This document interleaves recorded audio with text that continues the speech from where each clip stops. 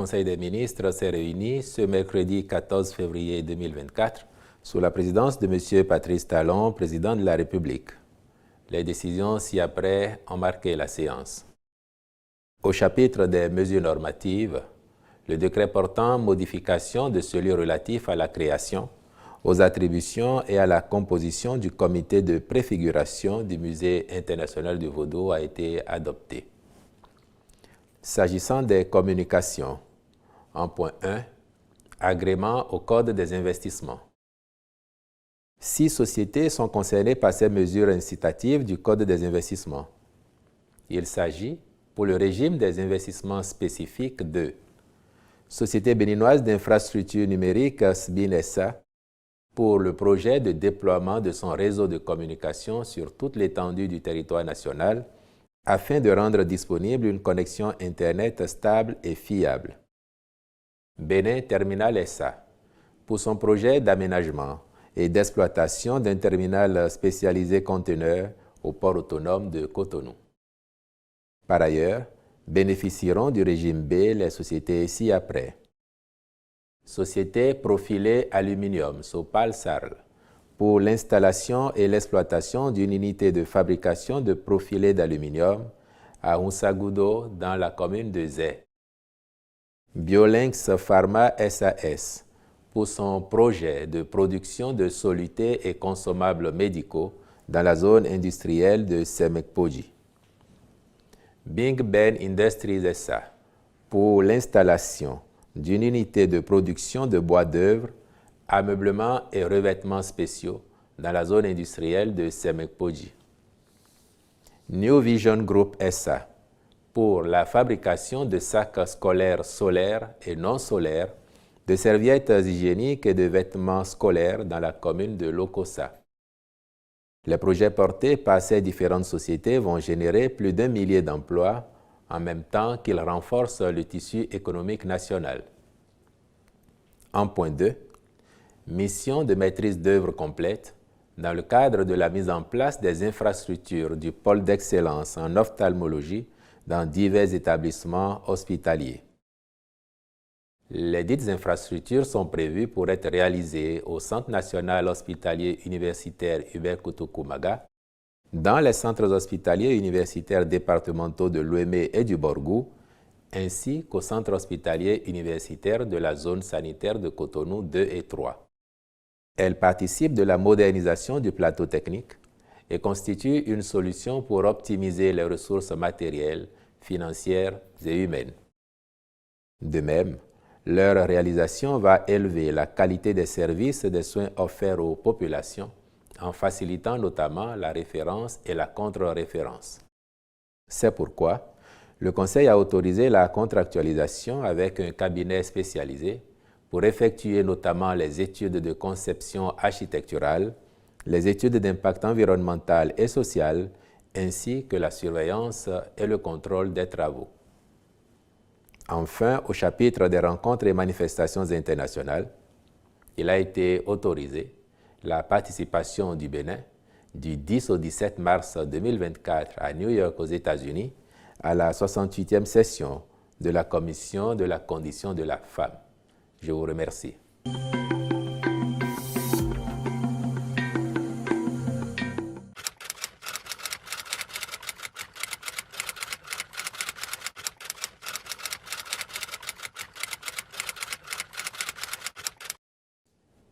Je suis heureux que vous-même ayez employé le qualificatif prétendu pour évoquer le sujet.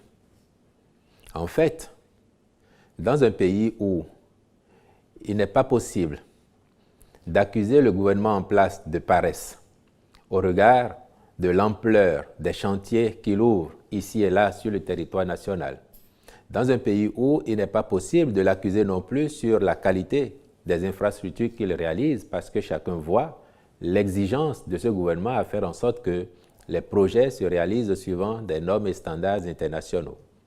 Dans un pays où la réalité est celle-là, et où l'opposition, parce que ça n'est pas son rôle, n'est pas tenue de commenter ce que fait bien le gouvernement, dans un tel pays, que reste-t-il souvent à l'opposition pour exister, pour survivre?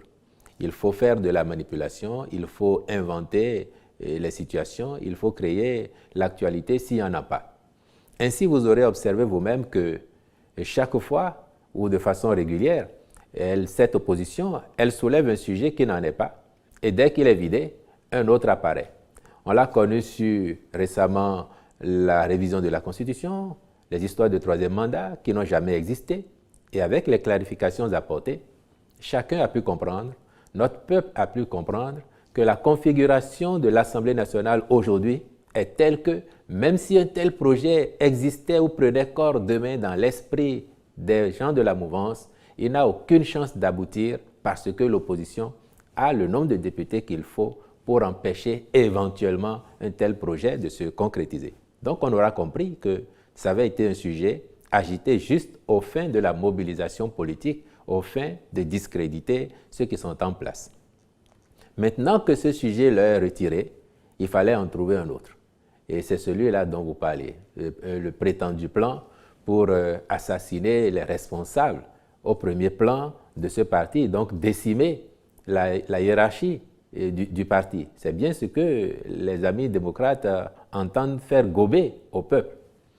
Mais il ne vous a pas échappé. Comme il n'échappe pas au président du parti Les Démocrates et à tous les militants démocrates, que l'une des choses que le président Talon et son gouvernement réussissent et qui est saluée de partout, c'est d'abord la sécurité à l'intérieur de nos frontières. La libre circulation des personnes et des biens est une chose absolument garantie au Bénin et nous travaillons même à optimiser. Le président vous l'a dit dernièrement, lui il rêve d'un pays où on peut sortir à 0h, à 1h du matin, à 5h du matin, aller et venir et être en toute sécurité, en toute quiétude, vaquer à ses occupations. C'est ce que nous faisons. À telle enseigne que le président du parti Les Démocrates, qui hier, pendant qu'il était aux affaires, par peur ou par dégradation des routes, pouvait quitter Kadjeou pour échanger Godomé en hélicoptère, Cotonou pour Tori en hélicoptère, faire le tour du pays en hélicoptère. Aujourd'hui, il roule sur les voies du Bénin en toute liberté, en toute quiétude, et vous le voyez aller ici ou là à la recherche de vitamine D pourtant. Et rien ne lui arrive. Et subitement, il découvre qu'il y aurait un plan pour l'assassiner ou pour assassiner les responsables de ce parti. Je suis convaincu que si mon ami Guizot, qui est le signataire de ce communiqué, avait pris le temps de se souvenir des pratiques populistes que l'on a connues sous l'ancien président, il aurait hésité à poser sa signature sur ce communiqué. Parce que, et vous ne devez pas l'oublier non plus, au début de son magistère à la tête de ce pays en 2006-2007, il vous souviendra que le même président du parti Les Démocrates aujourd'hui avait inventé une tentative d'assassinat sur sa personne, alors même qu'il était dans les collines, dans les encablures de Savès, dans ses pérégrinations de l'époque, et ayant découvert, du fait de l'insécurité qui sévissait, ayant découvert des troncs d'arbres sur la route, on nous a vendu qu'il y avait un plan pour l'assassiner parce qu'il luttait contre la corruption. Or, chacun a pu voir comment la corruption s'est développée, émancipée sous son règne à l'époque. Personne n'a oublié que c'est sous son magistère que M. Pierre-Hubert Daïvo a disparu avec son véhicule entier et à ce jour, aucune clarification n'a été faite.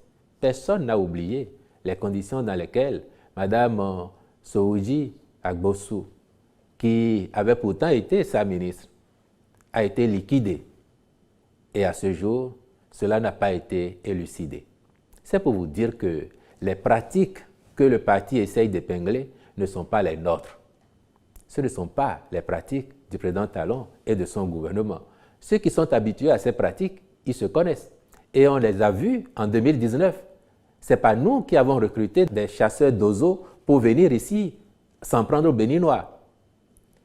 Vous n'avez pas oublié non plus ceux qui, au plus fort de leur gloire, nous promettaient de faire descendre leurs militants pour venir affronter les Béninois dans les rues de Cotonou, donc opposer les Béninois les uns aux autres. Somme toute, c'est pour vous dire que ces pratiques que le parti espère épingler il devrait chercher plutôt ceux qui en sont habitués dans ses propres rangs, autour de lui, plutôt qu'au niveau de ce gouvernement qui a beaucoup mieux à faire que de s'occuper de suivre les responsables d'un parti d'opposition dans leur vie au quotidien pour les embêter ou quoi. Les problèmes des Béninois, les problèmes du Bénin nous sont autrement plus importants pour que l'on passe le temps, que l'on perde le temps à ourdir des plans de cette nature-là. Ce n'est pas notre façon de faire. Et nous, ce qui nous préoccupe, c'est comment nous améliorons les conditions de vie des Béninoises et des Béninois. Même si l'action que nous menons, la rigueur qui va avec, fait que parfois il y a des incompréhensions, parce que c'est difficile pour tout le monde. Mais alors je pense qu'il faut arrêter la comédie à ce niveau, la théâtralisation, et c'est toutes choses dans lesquelles vous ne voyez pas le président Talon et vous ne voyez pas son gouvernement.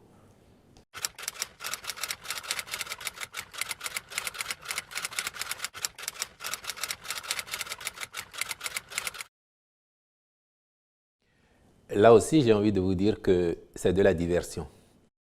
C'est de la diversion parce que pour avoir été président de la République, le président du parti Les Démocrates sait très bien que le Bénin dispose d'un organe préposé au contrôle ou au suivi des activités financières, des flux financiers, des mouvements financiers dans le cadre justement du groupement de lutte contre le blanchiment d'argent. Et au Bénin, nous avons cette structure qui s'appelle la CENTIF.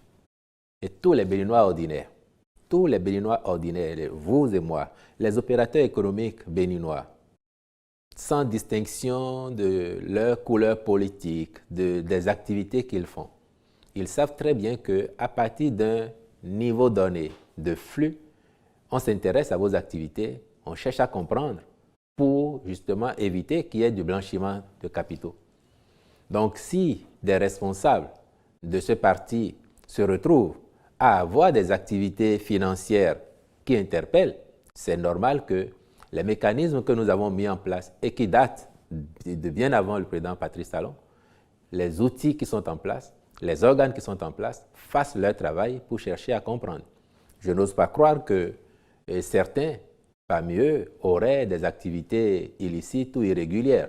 Et en principe, quand vous n'avez rien à vous reprocher, si on vous interpelle sur telle ou telle activité, mouvement que l'on voit passer sur vos comptes, vous devez être à l'aise pour aller expliquer pourquoi. Et si c'est le cas, je ne vois même pas pourquoi il faut s'émouvoir au point d'évoquer dans un document qu'on verse au public qu'il y aurait une certaine surveillance financière.